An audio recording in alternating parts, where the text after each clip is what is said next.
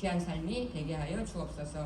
오늘도 귀한 말씀을 받습니다. 하나님께서 우리에게 주시는 귀한 말씀, 오늘 나에게 주시는 말씀으로 받고 그 말씀을 통해서 우리의 삶이 더 열매 맺는 귀한 삶이 될 수 있도록 축복하여 주옵소서.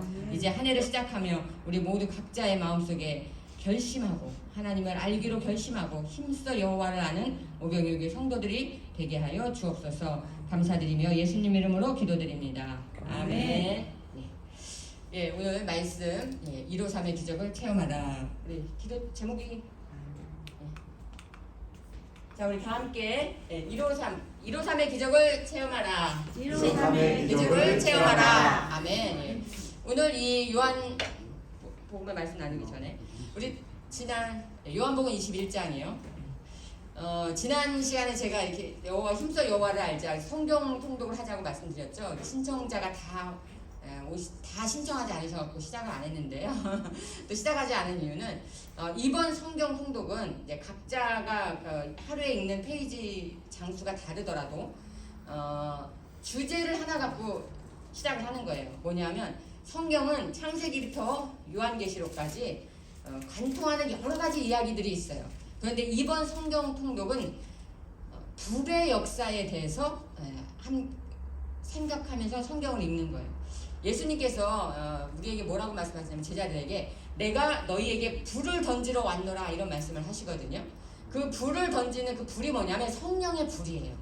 그런데 이 성령의 불이 창세기부터 요한계시록까지 관통해서 있어요. 이 성령 삼위일체 하나님께서 천지를 창조하셨죠. 그렇기 때문에 성령님도 이 창조주 하나님이시잖아요. 그러니까 이 성령의 역사가 창세기부터 요한계시록까지 있다는 거예요. 그러니까 창세기 1장부터 여러분이 읽으실 때 불이 어디 나오나, 그러니까 우리가 이제 성령의 불이라고 표현되지는 않았지만 불에 대한 이야기가 많이 나와요, 성경에는. 그러니까 창세기 1장부터 불이 어디 나오나를 눈여겨보면서 불이란 얘기가 나오면 여러분이 빨간 형광펜으로 붉은색으로 칠하시는 거예요. 그리고 성경 읽은 카톡방에 내가 오늘 성경을 읽었는데 어디에 창세기 3장 몇 절에 불이 있더라, 불 이야기가 있다, 이렇게 몇 장 몇 절 이거를 주님 자기가 읽은 거에서 찾은 걸 올리시는 거예요. 그럼 여러분 우리가 다 그것을 찾아서 읽다 보면 어떻게 하겠어요? 다 나오겠죠. 누구는 보고 누구는 보지 못할지라도 합산하면 다 나오잖아요. 그러니까 예를 들어서 한 가지만 말씀드리면 이런 거예요. 창세기 3장에 두루 도는 화염검을 두어 생명나무를 지키었다라는 얘기가 나오거든요. 여기서의 화염검이 불이에요. 불화자잖아요, 불화. 그리고 검은 칼이거든요. 불칼을 두어서 생명나무를 지키게 하셨대요, 하나님이. 그러니까 이게 불이라는 거예요. 그러니까 우리가 불에 대한 이야기는 불도 있고 불화자도 있고 염이라는 건 뭐예요? 태운다는 건데 태우는 거는 불이 있어야 탈 거 아니에요. 그러니까 예를 들어서 이런 이야기가 바로 불에 대한 이야기. 그래서 여러분이 성경을 읽으면서 불에 관한 얘기가 나오면 붉은 줄을 치시고 찾아내시라는 거예요. 불의 이야기가 어디에 있나. 이거는 신앙영역 기어지는데 잠깐 설명을 드리면 불의 교회 김준호 목사님께서 청계천에서 이렇게 교회를 하시다가 고발을 당해서 구속이 되셨어요. 그래서 감옥에 갔는데 이야기하자면 다 기니까 다 거두절미하고 끝만 말하면 너무 겨울에 추워갖고 솜옷을 가난한 아이한테 벗어주고 자기는 이제 그 교도소에서 나눠주는 헛껍데기 있잖아요. 그걸 입고 있는 거예요. 그러니까 너무 추우니까 이제 그 감옥방에서 떨고 있으니까 너무 추워서 하나님 너무 춥습니다. 저를 살려주십시오. 그러면서 그럼 너무 추우니까 불을 생각하면 따뜻해지잖아요. 그래서 불을 찾는 성경책을 읽은 거예요. 성경 속에서 불이 어디 나오나 너무 추우니까. 그래서 창세기부터 읽다가 신약까지 넘어와서 성령 사도행전에 오니까 성령의 불이 떨어진 거예요. 김준영 목사님한테. 그래갖고 이제 그때부터는 이게 더 추운 게 아니라 더워갖고 막 너무 성령의 불이 세게 임하니까. 그래서 김준영 목사님이 감옥에서 나온 다음에 저 둘의 교회를 세워갖고 저게 부흥된 거거든요. 그러니까 성령의 불을 받으면 여러분 우리 인생이 달라져요. 그러니까 여러분의 인생을 바꾸려면 딱 한 가지, 성령의 불 받으면 돼요. 성령의 불을 어떻게 받아요? 사모해야 받아요. 그러니까 여러분 그 사모하는 마음으로 성경을 읽으시라는 거예요. 그래서 성경을 많이 읽든 적게 읽든 그게 중요한 게 아니고 내가 성령의 불을 받겠다라는 그 사모하는 마음으로 성경을 읽으셔서 하나님이 어디서 불 얘기를 하시나 도대체 이걸 찾아보시라는 거예요. 그게 요번 성경 통독의 주제예요. 그러니까 그거를 잘 숙지하시고 제가 이야기한 대로 하시기 바랍니다. 그래서 이걸 이 4장씩 읽으시는 분은 1년이 걸리잖아요. 근데 1년 뒤에 정말 잘하신 분 한 명 선정해서 제가 상을 드릴게요. 상품은 아직 하는 거 봐서 상품은 어떤 상품이 될지 모르지만 어쨌든 여러분이 그렇게 사모하는 마음으로 성경을 읽으시면 성령 받으실 줄 믿습니다. 아멘. 자, 그 이야기를 먼저 드리고 그 다음에 본문으로 들어갈게요. 자, 오늘 본문에 보면 베드로가 이제 기적을 체험하는 이야기가 나오는데 먼저 여기 보면은 예수님께서 디베라 갈릴리 바다를 말하는 거예요. 이제 우리가 그 50조에 보면 예수님 여기 지금 요한복음 21장에 나온 그 이야기를 그 바닷가에 가서 이제 조혜련 씨가 하는데 나중에 우리가 다다음 주에 아마 보게 될 텐데 이 디베라 바다에 이 베드로 사도들이 친구들이 고기를 잡으러 갔어요. 왜? 야, 우리가 3년 동안 예수님 쫓아냈는데 결국 예수님은 죽고 근데 그게 부활하신 예수님을 본 뒤거든요. 그러니까 부활하신 예수님을 보고도 아직 제자들이 믿음이 없는 거예요. 이 담대함이 없는 거예요. 근데 이제 어쨌든 그래서 베드로가 야 이제 우리가 할 일 없고 예수님은 부활하셨지만 그래도 우리가 지금 이게 뭐냐 우리 이제 그냥 물고기나 잡으러 가자. 그러니까 이제 옆에 요한이랑 같은 사도들이 그래 나도 갈래 이래 따라가서 물고기 잡으러 갔어요. 물고기 잡으러 갔는데 물고기를 못 잡은 거예요. 그런데 마태복음에 보면 예수님께서 약속하신 게 있거든요. 우리 마태복음 28장 7절에 함께 읽겠습니다. 시작. 또 빨리 가서 그의 제자들에게 이르되 그가 죽은 자 가운데서 살아나셨고 너희보다 먼저 갈릴리로 가시나니 거기서 너희가 배우리라. 보라 내가 너희에게 이르렀느니라 하거늘. 예, 여기 보면 뭐라고 말하냐면 내가 너희보다 먼저 갈릴리로 가시나니 천사가 얘기해 주는 거예요. 그러니까 예수님이 제자들보다 먼저 갈릴리 디베라 바다에 가실 거다라는 이야기를 마태복음에서 이미 벌써 하고 있어요. 그 말씀을 한 것처럼 지금 예수님이 고기 잡으러 간 제자들보다 먼저 그 바다에 가 계신 거예요. 먼저 거기 가서 이렇게 숯불을 피워놓고 계세요. 왜? 제자들이 밥을 못 먹고 일하고 있는 걸 알기 때문에. 첫 번째 우리가 반드시 알아야 되는 건요. 문제가 일어나는 현장에는요. 예수님이 우리보다 먼저 가 계신다는 거예요. 아멘. 문제가 일어나기 전에 먼저 예수님이 가 계세요. 문제를 해결해 주시려고요? 해결 안 해 주시려고요? 해결해 주시려고. 우리는 이렇게 생각해요. 병이 나고 나서야 아이고 예수님 병이 고쳐주세요. 병 고쳐주세요. 그런데 예수님은요. 먼저 우리가 병이 날 줄 아시고 우리한테 여러 가지를 얘기하세요. 너 이제 병이 난다. 조심해라. 아니면 병 나면 어떻게 해라. 이런 얘기를 하셔요. 근데 우리가 왜 그걸 못 듣고 생각하지 못하냐면 영의 귀가 닫혀 있어서 그래요. 그러니까 하나님은 우리에게 사업이 망하기 전에 먼저 말씀하세요. 왜? 사업 망하니까 이제 망하지 않도록 조심하라든지 믿음을 회복하라든지 첫사랑을 회복하라든지 이런 얘기 하신다는 거예요. 저도 예전에 하나님께서 말씀하라고 해서 누군가에게 가서 사업이 망하니까 예수님 잘 믿으라고 그렇게 전해진 적이 있거든요. 근데 전혀 망한 회사가 아니에요. 저도 이상해요. 그러니까 그 사장님도 우리 회사 너무 잘 나가고 있는데 왜 망하냐고 이유가 하나도 없다고. 근데 그 말씀을 전하고 돌아오니까 그 다음날 하나님이 그러시더라고요. 오래 갈 줄 아냐? 오래 갈 줄 아냐? 그러니까 아직 안 망했지만 망한다는 거예요. 왜? 하나님의 때와 인간의 때는 달라요. 하나님은 하루가 천년 같고 천년이 하루 같은 하나님의 시각으로 보는 것은 우리의 시각으로 보는 거하고 다르다는 거예요. 그러니까 우리가 어떤 문제가 생길 걸 하나님 다 미리 알고 계세요. 그리고 그것을 미리 경고하시는데 우리가 그 경고를 안 듣는 거죠. 근데 왜 미리 가 계세요? 해결해 주려고. 해결해 주려고. 그러니까 하나님은 항상 우리의 문제를 해결해 주시기 위해서 우리보다 그 문제의 현장에 먼저 가 계신다는 정말 좋으신 하나님이라는 걸 우리가 알아야 돼요. 그런데 이 제자들이 가서 밤새도록 그물을 내렸지만 물고기를 못 잡았어. 그러니까 하나님은 우리에게 항상 어떻게 말씀하세요? 너 물고기 잡았냐? 베드로에게 너희가 물고기가 있느냐? 지금 말씀하시잖아요. 본문에. 우리에게 항상 너 건강하냐? 너 사업이 잘 되냐? 너 돈 잘 벌리냐? 너 자식들은 잘 있냐? 하나님 우리에게 물어보세요. 왜? 자식들이 잘 안 돼요. 그러면 어떻게 하라고요? 문제를 해결해 주기 위해서. 기도원과 3일 금식해라. 너 사업이 안 돼. 돈을 못 버냐? 나한테 나와. 나를 더 찾아. 예배를 더 열심히 드려. 작정 기도를 드려라. 하나님은 말씀하시길 문제를 해결해 주시기 위해서 우리를 말씀해 주신다는 거. 근데 여러분 베드로는 어부예요. 우리로 따지면 이 갈릴리 대학교 수산학과 다니는 학생이에요. 평생 고기 잡은 고기 전문가예요. 그 베드로가 고기를 왜 못 잡겠어요? 인간의 힘으로 안 된다는 거예요. 여러분 인생은 우리 힘으로 안 돼요. 우리 인생은 여기 지금 인생이 내 뜻대로 다 잘 되더라 생각 없어요. 내 맘대로 안 돼요. 내 몸도 내 맘대로 안 되고 내 사업도 내 맘대로 안 돼요. 왜? 하나님의 도우심이 있어야만 가능하다. 그러니까 하나님은 반드시 우리에게 어떤 문제가 생길 것을 미리 아시고 우리를 위해서 예비하시고 기도하시는 그 예수님, 그 사랑을 우리가 알아요. 그러면 어떻게 해야 돼요? 예수님한테 끊임없이 물어봐야 되죠. 예수님이 이때가 부활하셨을 때예요. 그리고 이제 조금 있으면 승천하셔서 하늘나라로 올라가시는데 지금도 예수님은 승천하시고 하늘나라에서 우리를 위해서 중보하시고 우리의 생활에 우리의 삶에 관심이 있으세요. 그냥 하나님 보좌 우편에 계시니까 우리하고는 상관없는 그런 하나님이 아니라 지금도 내 삶에 나와 함께 나의 모든 삶, 여러분의 모든 삶에 관심을 가지시고 그리고 그 보좌 우편에서 우리의 삶에 개입하시는 하나님이에요. 우리의 일거수일투족을.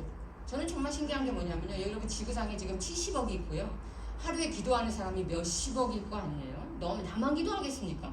그런데 하나님이 그 수많은 사람이 기도하는데 내 기도를 들으시고 응답을 하셔. 여러분 그거 놀랍지 않습니까?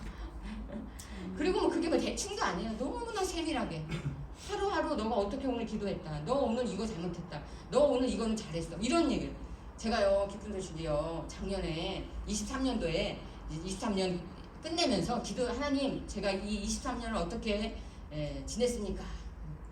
그때 하나님이 치어리더처럼 아주 힘차게 잘했대요. 그러니까 이런 건 영적인 걸 의미하는 거예요.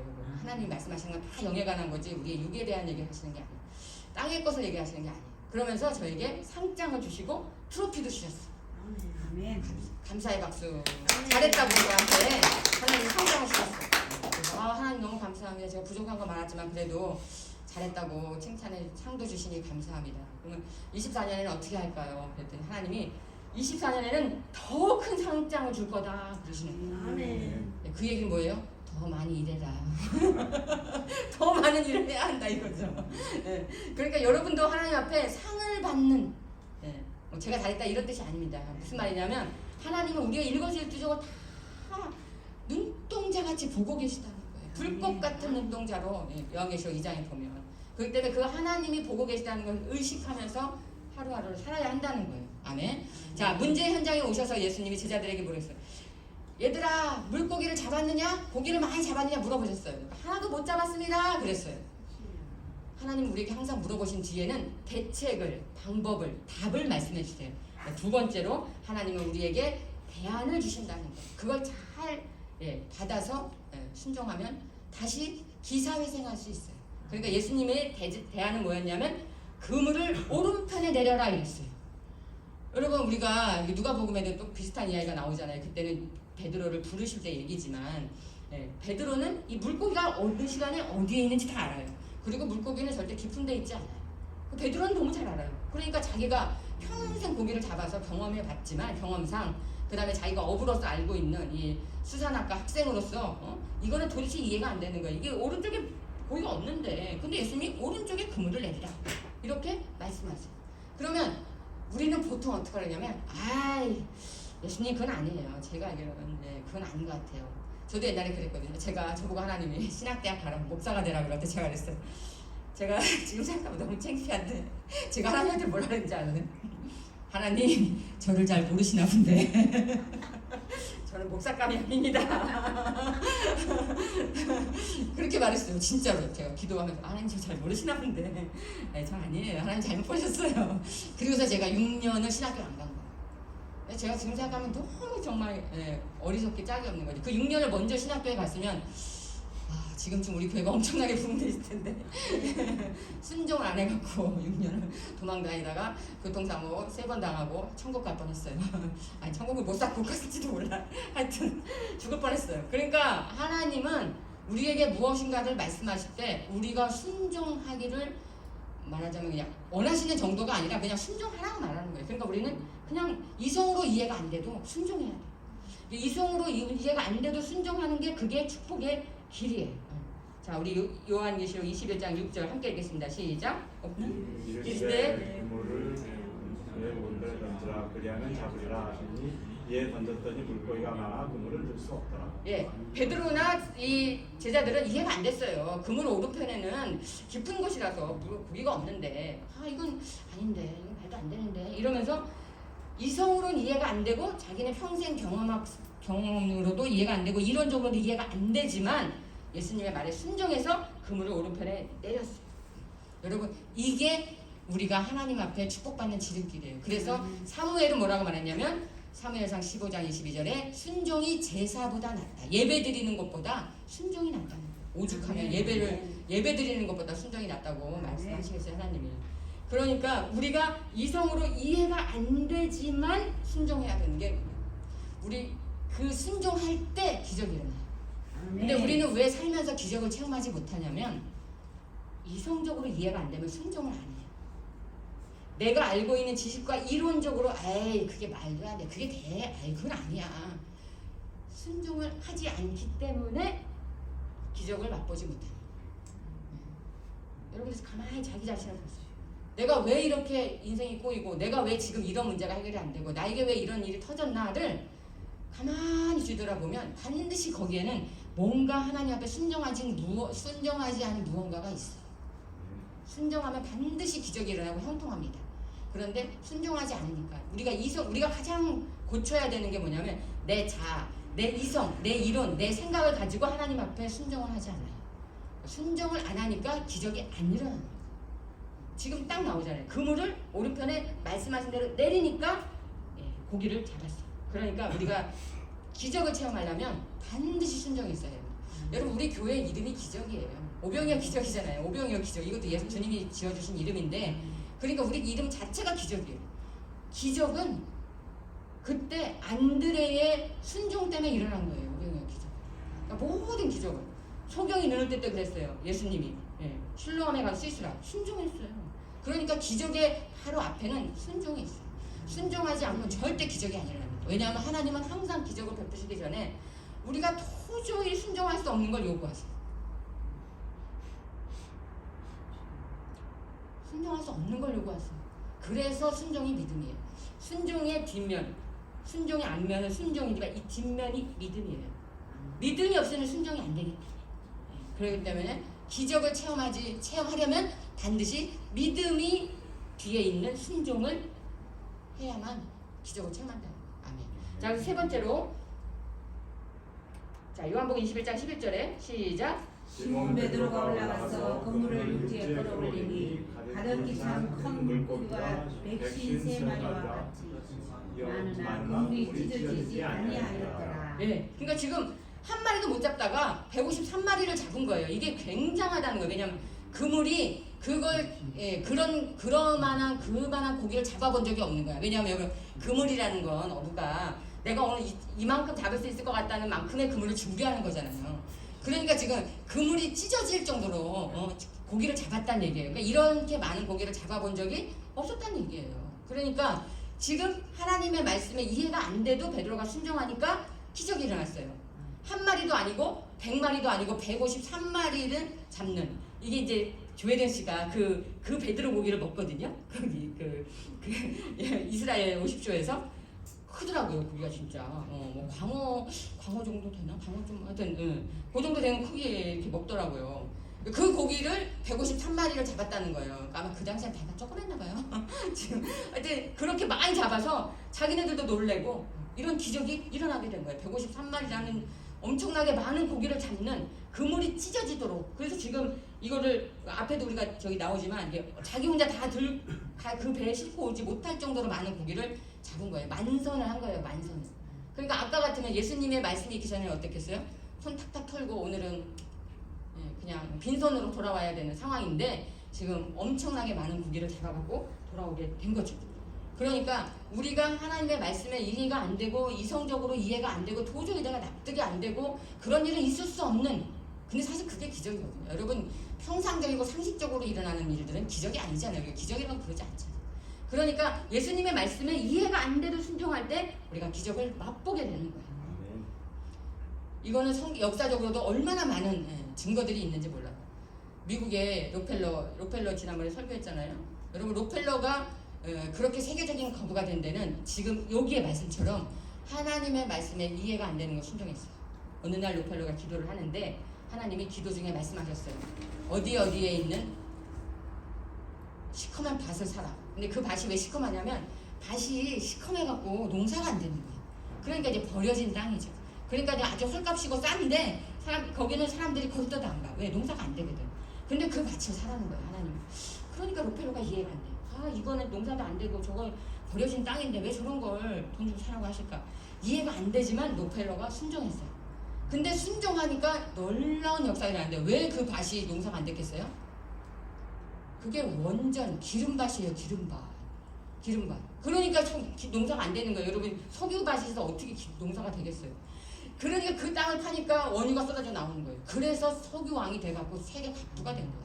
그러니까 만약에 로펠러가 저거 뭐 돈도 안 되는 땅, 농사도 안 되는 땅을 하나님 왜 사라 그러셔? 말도 안 돼. 이러면서 안 샀으면 최고의 갑부가 안 됐을 거예요. 그런데 그 말도 안 되는 얘기에 순종해서 세계 갑부가 된 거예요. 여러분도 마찬가지예요. 여러분의 삶 속에 하나님이 말도 안 되는 일을 하라고 오늘도 제가 말도 안 되는 설교를 사실 하고 있어요, 여러분. 왜 그러냐면 1월 2일 날 하나님이 저에게 말씀하셨어요. 어떤 기도를 하는데 네 입을 10개 열라 이러시는 거예요. 그래서 네 입을 넓게 열라. 우리는 항상 넓게 열려고 노력을 하죠. 저도 그렇고. 근데 제가 좀 배포가 좀 줄어든 건 사실이거든요. 옛날에 비해서. 그래서 내 입을 10개 열라. 하나님 그러면 어떤 점에서 어떤 부분에서 내 입을 넓게 열라고 하시는 겁니까? 왜냐하면 저는 이제 하나님의 그런 말씀을 들으면 이게 막 오바해요. 막 입을 벌려요. 막 입을 막 뒤도 안 돌아보고 입을 벌리는 그런 스타일이라 너무 또 오바하면 안 되니까 하나님께 어떤 영역에서 하라고 하십니까? 그랬더니 하나님이 영혼 구원에 대해서 이렇게 말씀하시는 거예요. 영혼 구원에 대해서 내 입을 넓게 열라. 그게 뭐예요? 그렇죠. 전도해라 이런 거잖아요. 그래서 제가 그러면 영혼 구원에 대해서 어떻게 내 입을 넓게 열까요? 그랬는데 하나님이 이 말씀을 딱 준 거예요. 지금 이 말씀, 이 설교 말씀. 무슨 소리예요? 153명을 153명. 우리 교회 올해 그 전도 목표가 153명이어야 한다는 한 명이라는 거죠. 아멘. 그래서 제가 처음에 딱 뭐라 하는 하나님 지금 재적 성도도 30명이 안 되는데 우리가 재적 성도가 있고 출석 성도가 있잖아요. 재적 성도도 30명이 안 되고 출석 성도는 20명이 안 되는데 153명을 어떻게 합니까 하나님? 그러니까 내 입을 넓게 열라고 하지 않았니? 너는 내 입을 넓게만 열어라. 채우는 건 내가 채운다. 아멘. 시편 81편 10절에 하나님 말씀하셨잖아요. 내 입을 넓게 열라. 내가 채우리라. 채우는 건 하나님이 하시는 거예요. 근데 우리가 입을 열지 않으면 하나님 채워주실 수가 없는 거죠. 입을 다물고 있는데 어떻게 그걸 채워주겠어요. 그래서 제가 그냥 아멘 하겠습니다 하고서 제가 오늘 설교를 하는 거예요. 여러분. 153의 기적을 일으키라는 거예요. 너희 교회에 153의 기적을 목표를 크게 잡으라는 거예요. 근데 여러분 153 그러면 뭐가 생각나요? 모나미 볼펜 생각나잖아요.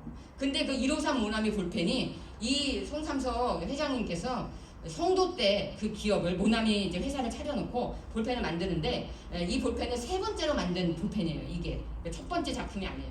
근데 이 작품을 만들고 뭐라고 말했냐면 제품이 안 좋으면 마누라도 안 산다 이런 말을 했어요. 그러니까 최고의 제품을 만들려고 노력을 해서 이 모나미 펜을 만들어갖고 거기다가 153 펜이라고 새겼어요. 근데 그 153이 어디서 나왔겠어요? 이 성경 구절에서 본 거예요.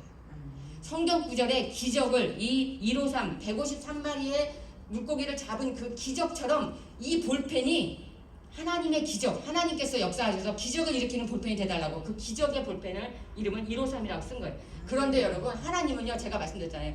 하나님을 알자. 성경을 아는 사람을 반드시 정점에 올린다고. 축복해 주신다고. 그러니까 이 볼펜에다가 하나님의 기적을 새겨놨으니 이게 기적이 안 일어날 수가 없는 거죠. 이게 기적이 안 일어나는 게 기적이죠. 그러니까 이 기적이 어떻게 일어났어요? 모나미 볼펜이 우리나라 완전 휩쓸었잖아요. 우리나라만 휩쓴 게 아니에요. 전 세계를 휩쓸었어요. 제가 얼마 전에 놀라운 이야기를 들었는데 지금은 어떤지 모르겠는데 10년 전까지만 해도요. 미국에서 우리나라에 이제 유학을 가잖아요. 미국으로. 유학 간 학생들이 우리나라에 와서 제일 많이 사가지고 가는 게 모나미 153 볼펜이래요.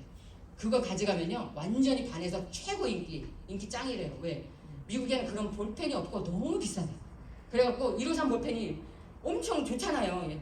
그게 그러니까 그걸 주면 어떻게 이런 펜이 있냐 그러면서 막 그거 하나만 달라고 쫓아다닌대요. 그 정도로 153 볼펜이 세계적으로 인기 있는. 지금도 모나미가 1,400억을 하는데 매출을 그 모나미가 엄청 153 볼펜이 그 역할을 한 거잖아요. 그게 어떻게 성경의 기적을 거기다 새겨놔서 그래요. 아멘. 아멘. 여러분의 삶 속에도 여러분의 삶에 성경의 기적을 새기세요.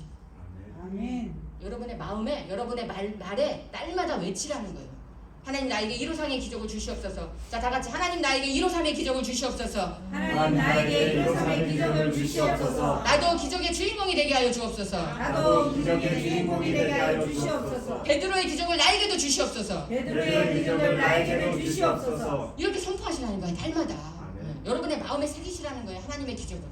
그러니까 여러분 올해는요 1년 동안 걸어다니시면서 계속 153, 153, 153 이러고 걸어다니세요. 아멘. 153의 기적이 나에게 일어나게 해달라고. 아멘. 그러니까 하나님께서 문제를 우리에게 해결해 주시려고 오셨으니까 그 문제를 해결하는 방법까지 알려주셨잖아요. 153의 기적이 일어난 걸 보고 우리가 그걸 그대로 따라하기만 되는 거예요. 아멘. 그러니까 올해 우리 교회 전도 목표는 153명이에요. 아멘. 이거는 제가 아니야. 하나님이 그렇게 하라는 거예요. 아멘. 여러분 말도 안 되지 않습니까? 우리 지금 이게 지금 15명 앉아있는데 그래서 제가 계산을 해봤어요. 어떻게 해야 되나. 그러니까 15명이 10명씩만 하면 150명. 아멘. 아멘? 아멘? 네. 그러니까 어려운 거 아니더라고요. 제가 생각해보니까 10명씩만 그리고 한 사람이 한 달에 한 명씩만 전도하면 돼요. 어려운 거 아니더라고요. 아멘. 여러분이 한 달에 한 명씩만 전도하세요. 그러면 153명이 되는 거예요. 그런데 그거를 내가 내 힘으로 하려고 하면 안 되죠. 그러니까 뭐라 해서 하나님은 그 목표를 가지고 너는 입을 크게 열고만 있어. 내가 보내줄게. 근데 저는 이게 조금 조짐이 보이는 게 1월 1일부터 하나님께서 굉장히 그 소망과 기대감을 주시더라고요. 뭔가 될 것 같고 하나님께서 다 이루실 것 같고 이런 기대감과 소망이. 근데 우리가 전도만 나가면 보내시더라고요. 우리 지난번에 여러분 나가셨잖아요. 원초등학교에. 네, 어린이 전도지만 이 전도는요 우리가 그냥 편의상 어린이 전도고 이렇게 말하지 하나님이 볼 때 다 똑같은 영혼이에요. 한 영혼. 예, 똑같아요. 나이가 많다 적던 그건 중요한 게 아니에요. 그러니까 근데 그날 갔다가 권사님 한 분 만나갖고 그저께 어쨌든 왔다 갔잖아요. 예. 그 얘기는 뭐예요? 우리가 나가기만 하면 하나님 보내신다는 거예요. 근데 저는 그걸 꿈으로 5년 전에 6년 전에 하나님께서 보여주셨거든요. 우리 교회를 들어오려고 이 사람들이요 줄을 쫙 서갖고 있어요. 끝이 안 보이게 서 있어요. 그걸 저는 하나님 보여주셨어요. 그게 언제 이루어질지 모르겠는데 아마 올해부터 그걸 이루시려고 하는 것 같아요. 그러니까 여러분이 우리가 전도를 나가기만 하면 되는 거예요. 나가기만. 그럼 하나님은 예비된 영혼을 그냥 보내주시는 거예요. 붙여주시는 거예요. 아멘? 네. 그런 역사를 하나님께서 베푸시려고 우리에게 이 말씀을 주시는 거예요. 그러니까 내가 베드로처럼 그 기적의 주인공이 되겠다. 나도 그 기적을 체험하겠다. 그 기적을 일으키겠다. 네. 이렇게 결심하고 믿고 선포하고 실천해야 돼. 우리 성도들에게 우리 모두에게 갈릴리 바다의 기적이 올해 일어날지어다. 아멘. 올해 안에 기적이 일어날지어다. 아멘. 올해 안에 이 153명이 될지어다. 아멘. 여러분들 스스로에게 나에게 153의 기적이 일어난다. 이렇게 말씀하시는 거예요. 아멘. 자, 다 같이 나에게 153의 기적이 일어난다. 나에게 153의 기적이 일어난다. 아멘. 차고 넘치는 역사가 일어나게 하여 주옵소서. 차고 넘치는 역사가 일어나게 하여 주시옵소서. 네. 우리 교회는 우리 교회는 153명이 됩니다. 아멘. 네. 여러분의 삶 속에서도 끊임없이 자신에게 매일 사업장에 가서 선포하세요. 여러분이 원하는 어떤 목표가 있잖아요. 그거를 계속 말로 선포하시라는 거예요. 이 기적이 오늘도 나에게 일어나게 하여 주옵소서. 날마다 기적이 일어나게 하여 주시옵소서. 아멘. 아마 이런 기적을 일으키기 위해서 하나님께서 우리에게 기적 기도회를 하게 하신 것 같아요. 아멘. 아멘. 그러니까 여러분이 그 믿음을 가지고 기적 기도회에서도 여러분이 원하는 모든 삶에 필요한 것들을 하나님께 이렇게 고백하시고 선포하시고 날마다 여러분의 삶 속에 외치시라는 거예요. 그래야 달라붙어요. 그 기적이 달라붙고 복이 달라붙는다 이런 거. 제가 그래서 이 기적 기도회 우리가 기도 1년 6개월 5개월 하고 있잖아요. 이거는 하나님께서 우리에게 준비시키는 그 작업이었어요. 이게 지금 오늘 말씀처럼 하면요. 이렇게 우리가 기적을 체험할 수 있도록 그 기적을 준비하는 기도회를 하게 하신 거예요. 근데 이 기도 제목도 하나님이 주신 거거든요. 이 기도 제목을 조금 이렇게 궁금해하시는 분들이 있으셔서 제가 이렇게 풀어드릴게요. 첫 번째 우리가 유골무 우상숭배를 회개합니다. 친정치행 여자 유골무 우상숭배를 회개합니다 이랬잖아요. 이거는 첫 번째는 나에게 나도 여러분 제가 목사인데도 저도 우상 숭배를 했다고 말씀드렸잖아요. 했더라고요. 초등학교 5학년 3학년 때 엄마 따라서 절에 가갖고 부처에다 절했어요. 저도 그게 아직도 기억이 나요. 근데 그걸 한 번도 회개한다 생각 해본 적이 없어요. 그냥 교회 다니니까 됐지 뭐 예수 믿으니까 됐지 이렇게만 생각했지 그걸 회개한다 이런 생각 안 했어요. 근데 회개해야 되더라고요. 그냥 지금 예수님 믿으니까 그런 건 다 없어진 거 아니에요? 아니요. 없어지지 않았어요. 회개하지 않는 한 하나님은 기억하신단 말이에요. 그러니까 우리가 출애굽기 20장 3절 5절에 보면 써 있어요. 시작. 너는 나 외에는 다른 신들을 내게 두지 말라. 너를 위하여 새긴 우상을 만들지 말고 또 위로 하늘에 있는 것이나 아래로 땅에 있는 것이나 땅 아래 물 속에 있는 것에 어떤 형상도 만들지 말며 그것들에게 절하지 말며 그것들을 섬기지 말라. 나 내 하나님 여호와는 질투하는 하나님이죠. 나를 미워하는 자의 죄를 갚되 아버지로부터 아들에게로 3,4대까지 이르게 하거니와. 6절에는 여기 쓰지 않았는데 뭐라고 말했냐면 내가 나를 사랑한 자는 내가 1000대까지 은혜를 베푼다 이랬어요. 그러니까 하나님이 좋으신 하나님이니까 벌은 3대까지만 주고 은혜는 축복은 1000대까지 주신다 그랬어요. 그런데 분명히 여기에 이렇게 써있단 말이에요. 내가 우상 숭배하는 자들에게 벌을 자녀 3, 4대까지 벌 준다 이런 내용이 있어요. 그러니까 우리는 그 벌을 없애기 위해서라도 회개 기도를 해야 되고 하나님이 가장 싫어하는 게 우상 숭배이기 때문에 그거는 일단 나 자신을 위해서 내가 한 우상 숭배도 회개하고 우리 부모가 했던 우상 숭배도 회개하고 왜냐하면 이 중에 못 드신 양은 아무도 없어요. 아무도 없어요. 여기 지금 한채림 박범준 빼고는 아무도 없어요. 그러니까 다 거기 여기 이거에 걸리는 거예요. 그러니까 기도를 해야 되고 첫 번째로는 근데 두 번째로는 뭐냐면 하나님이 우리한테 왜 이 기도를 시켜줬냐? 내가 말하자면 내가 그냥 우상 숭배하고 우리 부모님 우상 숭배한 건 어떻게 보면 그냥 조금 기도하면 하나님께서 이제 기도를 받으시는데 끝나요. 하지만 더 중요한 건 우리나라는 아직도 75%가 이 우상 숭배의 죄를 짓고 있어요. 우리나라는. 그럼 제사 안 지내는 사람 없잖아요.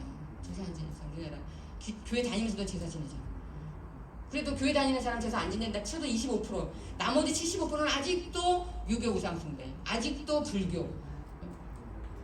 그러니까 이 나라와 이 우리나라와 민족, 이 지금 우리나라 사람들이 짓고 있는 죄를 우리 교회가 중보기도 하는 거예요. 이게. 우리가 씻는 거예요. 우리는 아니까 그 사람들은 모르고 죄를 짓고 있지만 우리는 아니까 하나님 이 나라가 아직도 우상 숭배하고 있는 거예요. 여러분 조상의 조상 올라가면 다 우리나라 조상이잖아요. 몇 대만 올라가면 몇 십만 명이 몇 천만 명이에요. 여러분. 그러니까 하나님 우리나라 이 나라가 아직도 짓고 있는 이 우상 숭배의 죄 우상이 창거라니 죄 아직도 점집이 60만 명이 없는 목사가 30만 명인데 점쟁이는 70만 명이에요. 이런 우상 숭배가 넘치는 나라 이거를 우리가 대신하게 해야 되는 거예요. 대신하게 하는 거고 세 번째는 아직 우리 교회가 해야 되는 이 동남아시아 전도 전 세계지만 특별히 우리는 동남아시아 쪽에 하나님이 계속 전도에 선교에 그걸 사명 주시는 것 같아요. 그러니까 미얀마, 베트남 이렇게. 그런데 미얀마, 태국, 베트남은 엄청난 불교 나라예요. 99.5%가 불교잖아요. 그 불교 나라를 선교하려면 우리가 이 우상 숭배, 유교 불교의 영을 물리치는 능력을 키우지 않고는 그걸 선교를 할 수가 없어요. 며칠 전에도 정상희 선교사 연락 왔는데 자기 교회가 제3성전이 부흥되고 있으니까 뭐라고 그래야 되나 관공서 우리로 치면 구청이죠. 구청에서 철거하라고 명령이 떨어졌대요. 교회가 부흥되니까. 그리고 중들이 와갖고 교회 폐쇄를 시켰대요. 그렇다고 기도해달라고 문자가 왔어요. 그렇게 불교 영이 센 그 나라에 가서 선교를 하려면 우리 교회에서 그걸 기도해서 그걸 물리치는 능력을 키우지 않고는 다 쫓겨나요. 못 버텨요. 인도로 선교를 갔던 최욱장 선교사님은 인도에 갔다 오면 3달을 못 일어났대요. 너무 그 잡신들이 누르는 그 힘들어갖고 영적으로 너무 눌리니까 3달을 못 일어났다 이거예요. 그러니까 우리가 거기 그런 선교를 하기 위해서 그런 능력을 키우려면 이런 기도를 해서 우리도 능력을 키우고 그 사람들도 도와줘야 되는 거예요. 그걸 하라고 하나님이 이 기도를 시키시는 거예요.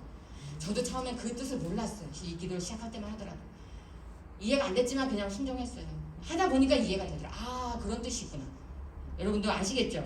그러니까 그것이 나하고 상관없어. 나는 뭐 우상한테 절한 적 없는데 아니라는 거예요. 대신 기도를 해줘야 된다는 거예요. 그게 예수님의 사역이에요. 예수님은 죄가 하나도 없으신데 죄가 없으신 분이 왜 죽어? 나 대신 죽으신 거예요. 그러니까 여러분 이 대신 기도의 사역은 엄청난 수준 있는 기도예요. 예수님의 사역을 하는 거예요. 아시겠죠? 우리가 오병이어 교회가 그 사역을 하고 있는 거예요. 아멘. 그다음에 두 번째로 우리가 두 번째 기도하는 게 뭐예요? 하나님을 대적하는 예수의 이름으로 하나님을 대적하는 죄와 사망의 기운을 떠나갈지어다 이렇게 기도하잖아요. 이게 성경에 보면은 우리 고린도후서 10장 5절에 함께 읽겠습니다. 시작. 하나님 아는 것을 대적하여 높아진 것을 다 무너뜨리고 모든 생각을 사로잡아 그리스도에게 복종하게 하니. 예, 여기 보면 하나님 아는 것을 대적해서 하나님 아는 것을 대적하는 게 뭐예요? 마귀죠. 그러니까 하나님을 알지 못하게 하잖아요. 그래서 하나님 아는 것을 대적해서 높아진 것들을 무너뜨리고 모든 생각을 사로잡아 그리스도에게 복종하게 하니.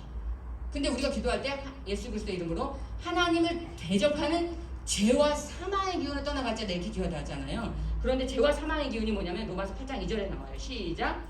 이는 그리스도 예수 안에 있는 생명의 성령의 법이 죄와 사망의 법에서 너를 해방하였습니다. 예, 성령을 뭐라고 말하냐면 성령의 생명의 법이래요. 생명을 주는 법이에요. 성령의 법이. 제가 이 로마서에 나와 있는 영적인 4대 법칙, 성부의 법, 성자의 법, 성령의 법, 마귀의 법, 이걸 나중에 이제 설교할 건데 지금은 이게 너무 기니까 짧게만 말씀드리면 그 로마서에 나와 있는 이 4가지 법 중에 마귀의 법, 이 마귀의 법이 죄와 사망의 법이에요. 그게 8장 2절에 있잖아요. 죄와 사망의 법에서 너를 해방하였습니다. 뭐가? 성령의 법이. 그러니까 성령은 우리를 살리는 법이고요. 마귀는 우리를 죽이는 법이에요. 마귀는 우리를 죄와 사망의 길로 가게 돼요. 그러니까 하나님을 대적하는 죄와 사망의 기운, 그게 마귀예요. 그게 마귀예요. 마귀를 물리치는 거예요. 예수의 이름으로 마귀를 떠나갈지어다 이렇게 말해도 되지만 이걸 구체적으로 말한 거예요. 어떻게? 하나님을 대적하는 자. 이거 다 하나님 대적하는 거 다 마귀잖아요. 하나님을 대적하고 그 마귀는 우리에게 뭘 줘요? 죄를 갖다 줘요. 그리고 그 마귀는 우리에게 사망을 갖다 줘요. 죄의 끝은 사망이기 때문에. 그러니까 죄와 사망을 갖다 주는 그 마귀를 물리치는 거예요. 예수의 이름으로 명하느니 하나님을 대적하는 죄와 사망의 기운은 떠나갈지어다 이렇게 외쳐요. 그렇게 외치면 뭐가 와요? 성령의 기운이 우리에게 와서요. 죄와 사망의 기운을 밀어내요. 죄와 사망의 기운을 밀어낸다. 그렇기 때문에 여러분이 죄와 사망의 기운을 물리치는 능력을 키우는 기도가 이 두 번째 기도예요. 그 다음에 세 번째로는 우리가 하나님 우리 오병이어 교회의 모든 견고한 진이 무너지고 진리와 자유와 기쁨의 영이 임하게 하여 주옵소서 이렇게 기도하죠. 그 견고한 진이 뭐냐면 고린도후서 10장 4절에 있어요. 시작. 우리의 싸움은 무기는 육신에 속한 것이 아니요 오직 어떤 견고한 진도 무너뜨리는 하나님의 능력이라. 예. 모든 이론을 무너뜨리며. 우리의 싸우는 무기는 육신에 속한 것이 아니고 우리가 육으로 싸우는 게 아니에요. 몸으로 싸우는 게 아니에요. 우리 눈에 보이지 않는 영적인 어떤 견고한 진도 무너뜨리는 이 견고한 진이 마귀가 우리를 이렇게 충동질해 갖고 쌓아놓은 거거든요. 이게 견고하다는 게 1, 2년에는 안 됐겠죠. 오랜 시간 걸린 거잖아요. 견고해진 거니까. 그 마귀가 우리를 충동질해서 쌓아놓은 모든 견고한 진을 무너뜨리는 하나님의 능력이다. 그 마귀의 견고한 진은 하나님의 능력이 아니면 무너뜨리지 못하고 그 하나님의 능력은 우리의 모든 이론을 무너뜨린대요. 이것도 사실 설교하려면 한 3시간 걸리는데 이게 바울이 이거는 이제 얘기한 거예요. 바울이 알아낸 거예요. 하나님이 알려주신 거겠죠, 성령이. 그런데 우리에게는 사람마다 다 이론이 있어요. 저는 처음에 이 기도를 하나님이 시키실 때 저도 이해를 못했어요. 그런데 계속 기도하면서 뭘 알아냈냐면 나에게도 이 견고한 진이 있구나. 그걸 알아낸 거예요. 깨닫게 한 거예요. 깨달은 거예요. 왜냐하면 하나님이 제가 아까도 말했잖아요. 이성으로 이해가 안 되지만 순종하다 보면 알게 된다고. 축복을 받게 된다고. 저도 이 기도를 시작할 때만 하더라도 특별히 몰랐어요. 이해를 못했어요. 그런데 계속 기도하니까 하나님이 하나씩 이렇게 알려주시는데 그 중에 하나가 나의 견고한 진은 뭐였냐면 목회 철학이었어요. 내 목회 철학. 신학교 다닐 때부터 나에게 목사는 이렇게 해야지, 교회는 이렇게 가야지, 이런 내 나름대로 세우는 목회 철학이 있어요. 양도둑질 하지 말아야지, 다른 교회 다니는 사람 빼앗지 말아야지, 이건 도둑질이지, 이런 식으로 이제 신학교 다니면서 배운 이론과 어떤 지식과 내 이론과 내 삶에서 모든 내 살아온 나의 윤리 경험과 도덕적인 이런 모든 것들이 이렇게 합산돼서 나에게 있는 철학이 있어요. 그게 목회 철학으로 이렇게 합산되는 건데 그 목회 철학이 견고한 진이었더라고요. 그 견고한 진, 내 목회 철학이 교회 부흥을 가로막고 있더라고요. 나도 몰랐어. 나는 너무나 정의롭고 너무나 의로운 거고 너무나 도덕적인 거, 윤리적인 거니까 그것이 옳은 건지 알았어요. 그런데 하나님이 보실 때는 아닌 거예요. 하나님 뭐라고 말씀하시냐면 내 앞에 너의 모든 철학을 버려라.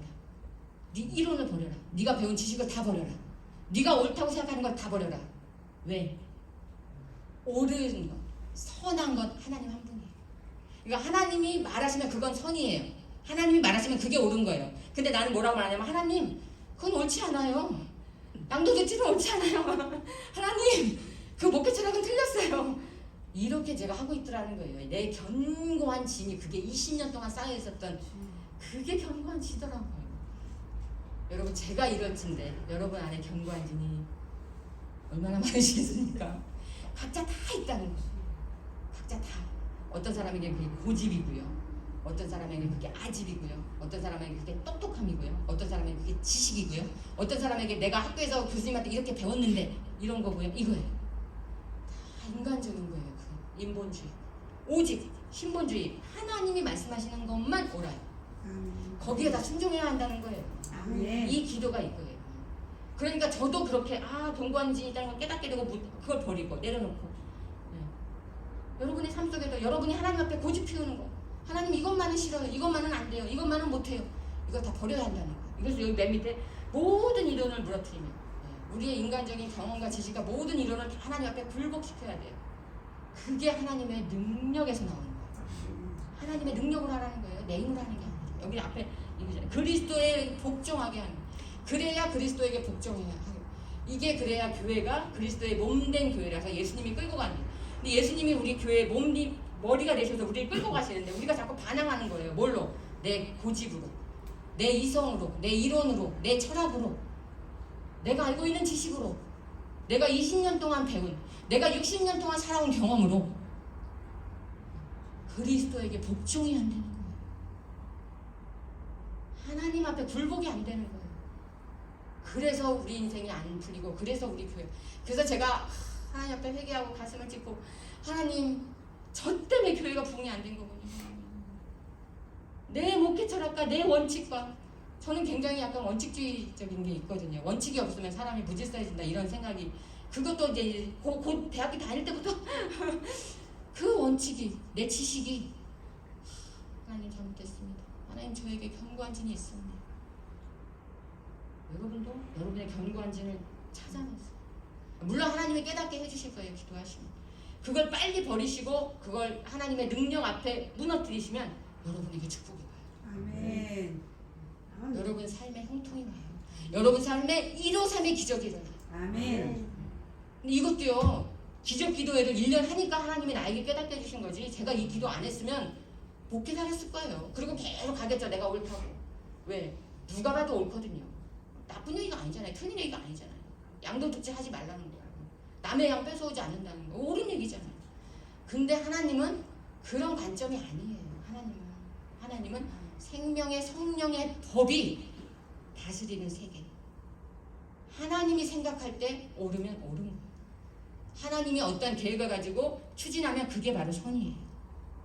아멘? 네. 아멘. 오늘 좀 얘기가 길어졌는데 어쨌든 그러니까 이런 하나님의 놀라운 계획과 뜻이 요 기적기도 안에 있었어요. 그러니까 여러분의 삶 속에도. 그러니까 우리 1년 동안 한 번도 빠지지 않으신 우리 김희수 구역장님이나 우리 박병근 구역장님은 이 기도를 하면서 엄청나게 영적으로 강건해지시고 굉장히 성장하셨어요.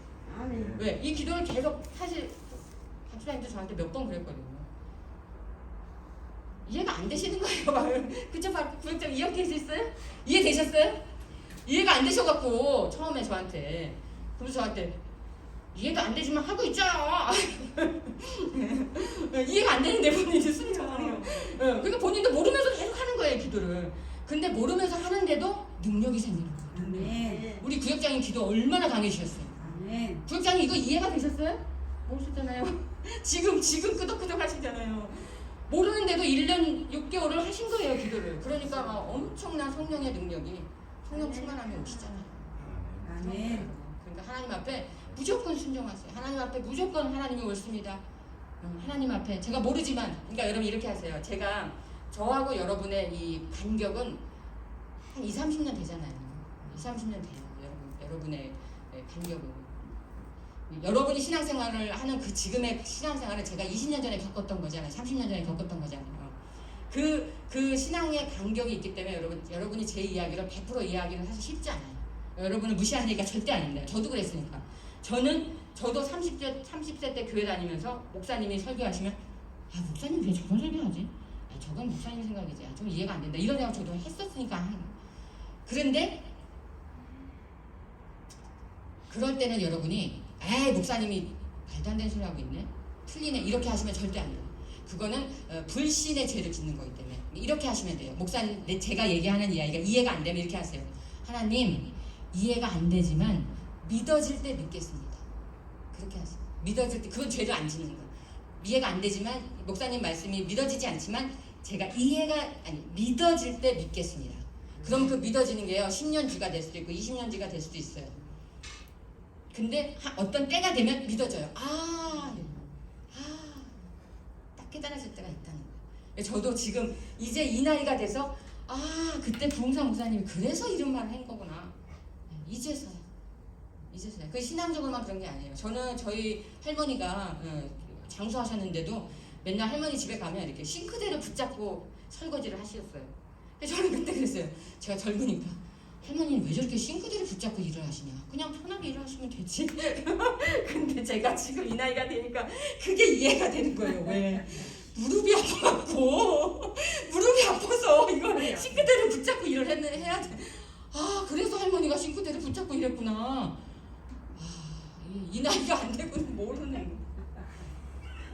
다 동감하시죠? 지금 다 웃으시잖아요, 어르신들은. 내가 이제 무릎이 아프니까 할머니가 그러니까 그 지금 생각하면 내가 그때 할머니 대신 설거지를 해드릴 걸. 그때 할머니한테 한 번이라도 할머니 많이 힘들지 않냐고 이렇게 말이라도 할 걸. 후회가 되는 거예요. 사람이 그때가 되지 않고는 알지 못합니다. 애를 낳아보지 않고는 부모의 심정을 몰라요. 다 공감하시잖아요. 하나님도 그거예요. 하나님도. 그러니까 하나님은 끊임없이 우리한테 좋은 것들을 주시지 절대 우리를 해되게 안 하세요. 그런 절대적인 믿음과 순종으로 승리하시고 기적을 체험하시기 바랍니다. 기도하겠습니다. 조신 하나님 감사합니다. 하나님, 베드로가 153의 기적을 체험한 것처럼 하나님 내게도 그런 똑같은 기적이 일어나게 하여 주옵소서.